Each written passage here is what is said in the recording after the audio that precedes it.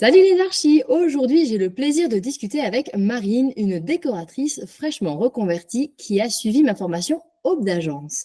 Ensemble, nous allons découvrir comment cette formation lui a permis d'acquérir les bases pour lancer et développer son agence sans avoir galéré pendant 3 ans et pourquoi elle pourrait être la clé de votre succès aussi. Alors, restez avec nous, ça promet d'être inspirant.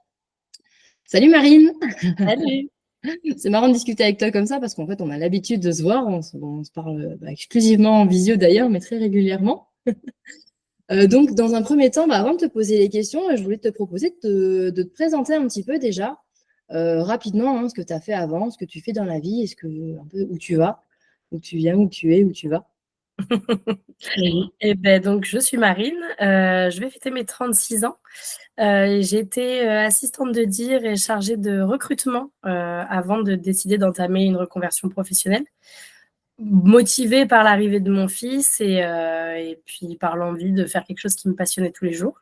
Donc après sa naissance, j'ai fait une formation de décoratrice d'intérieur avec, une école en ligne pour pouvoir m'occuper de lui en même temps et me voilà en pleine, création. Super, merci beaucoup. Et du coup, la première question, qu'est-ce qui t'a motivé à suivre la formation Aube d'agence? Eh bien, quand je t'ai rencontrée, Alice, j'étais, je pense un petit peu perdue entre mes croyances limitantes, mes capacités, et ce que je faisais malheureusement, c'est-à-dire d'aller regarder les professionnels, qui sont professionnels depuis 20 ans. Mmh. Donc, je me suis fait peur et j'étais à un stade où je me disais que je n'y arriverais jamais et que c'était pas la peine, en fait. Et voilà, je t'ai rencontrée à ce moment-là et Mmh. ta bonne humeur et ton professionnalisme m'ont convaincue que je pouvais peut-être quand même faire quelque chose, de ce que j'avais appris. Ah super, ça me fait vraiment plaisir et du coup, ouais, j'entends un peu le syndrome de l'imposteur et on en a parlé d'ailleurs début de semaine aussi avec tout le groupe, par rapport au fait que vous soyez des filles qui se sont reconverties. Mais en fait, c'est vrai que, dans la formation, ce qu'on voit ensemble, c'est qu'en fait, ce que vous avez déjà comme bagage, c'est une force Tout et à fait. aujourd'hui, vous avez choisi ce métier-là par réelle passion et pas parce que, tiens, il y avait ça à faire et que c'était intéressant. Vous vous engagez vraiment dans une nouvelle carrière et je trouve que c'est vraiment, hyper courageux de votre part. Je dis vous, pas parce que je te vous vois, mais parce que vous êtes toutes, dans le même cas. Et du coup, la question numéro 2, c'est comment la formation a-t-elle transformé ton approche de la création de ton agence? Eh bien, déjà, elle m'a permis, de d'ôter les barrières et les limites que je m'étais mises moi-même, Mmh. de faire le point aussi sur, mes réelles compétences, c'est-à-dire ce que je maîtrisais, ce que je ne maîtrisais pas et les limites de mon métier. Puisqu'en fait, de par le biais de mon école en ligne, je pensais être architecte alors que non, je suis décoratrice, alors ce qui me Mmh. convient totalement, Mmh. mais qui n'a pas les mêmes limites qu'une architecte, en fait et donc j'ai eu besoin de. Enfin voilà, c'est un sujet qui est quand même très flou puisque les écoles ne nous en parlent pas beaucoup et voilà, les assurances ne savent pas. Enfin, c'est un gros flou autour de ça et du coup, travailler avec une professionnelle comme toi qui est dans le métier depuis un moment et qui connaît ces limites-là, ça Mmh. m'a permis de faire un pas là-dessus et sur mes croyances limitantes aussi, ça m'a permis d'évoluer, de me dire: «Mais en fait, j'ai autant de compétences, qu'est-ce que je sais faire? Qu'est-ce que je ne sais pas faire? Où est-ce qu'il faut que je m'améliore et sur quoi j'accentue mon travail pour me vendre?» Ouais, ça me permet de rebondir, merci, sur le fait que, justement, moi, du coup, effectivement, je suis architecte diplômée d'État, donc je connais effectivement toutes ces différences-là, donc je vous oriente de ces choses-là et aussi, d'ailleurs, ce dont on a parlé là récemment, c'est qu'en fait, souvent, les filles, quand elles découvrent, malheureusement, énormément, 99 comme toi, d'être décoratrice et souvent, du coup, elles se découragent, elles se disent: «Mais du coup, je ne pourrais pas gagner ma vie juste en étant décoratrice», ce qui est faux.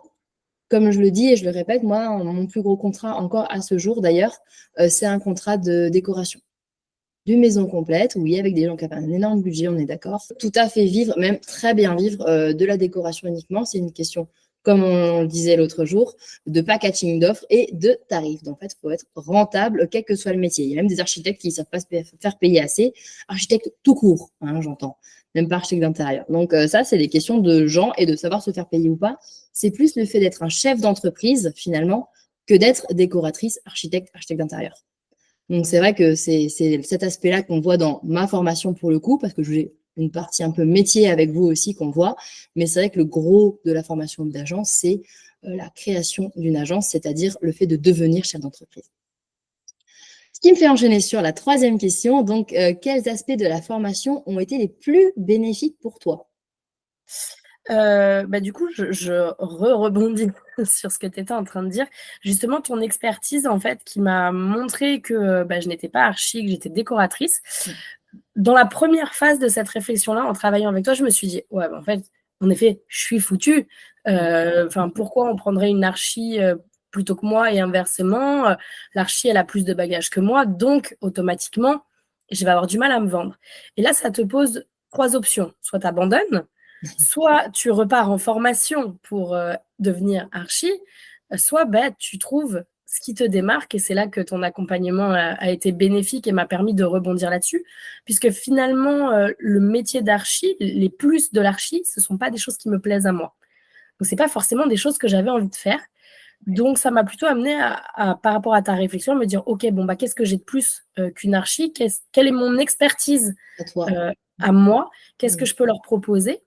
Et l'autre aspect, qui a été hyper bénéfique pour moi, c'est sur le point de vue de la tarification, de l'offre et de la tarification. Mmh. Donc d'en découler de qu'est-ce que je peux proposer moi, quelle est mon expertise et comment je vais le tarifer. Mmh. Parce que, en fait, ça fait déjà 1 an que je travaille sur la création d'entreprise et que rien ne se passe Bah oui, c'est pour vrai. diverses raisons.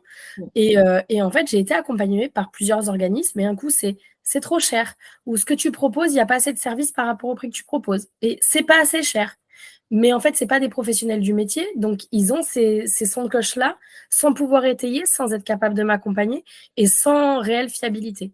Alors qu'en Mmh. travaillant avec toi, j'avais du concret, j'avais, ton expertise, enfin voilà, c'était beaucoup plus concret et tu m'as prouvé par A plus B qu'en fait, mon offre bien construite, je pouvais la vendre à tel tarif et que ça pouvait marcher et combien j'allais marger et Et que combien ce il soit fallait que j'en rentable. voilà et ainsi de suite et tout le découlement pour me dire: en fait, oui, je peux en vivre même si je ne suis que décoratrice d'intérieur».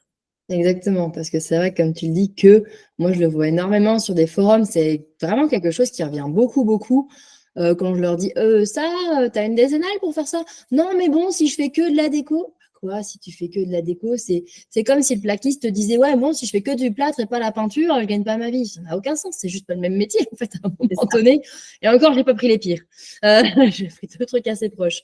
Mais ouais, c'est vraiment ça, donc c'est cool, ça me fait vraiment plaisir que du coup tu te fasses confiance par rapport à ça parce que vraiment, on n'a pas terminé et vraiment je te regarde aller et je vois que tu as déjà bien évolué, donc ça fait vraiment plaisir.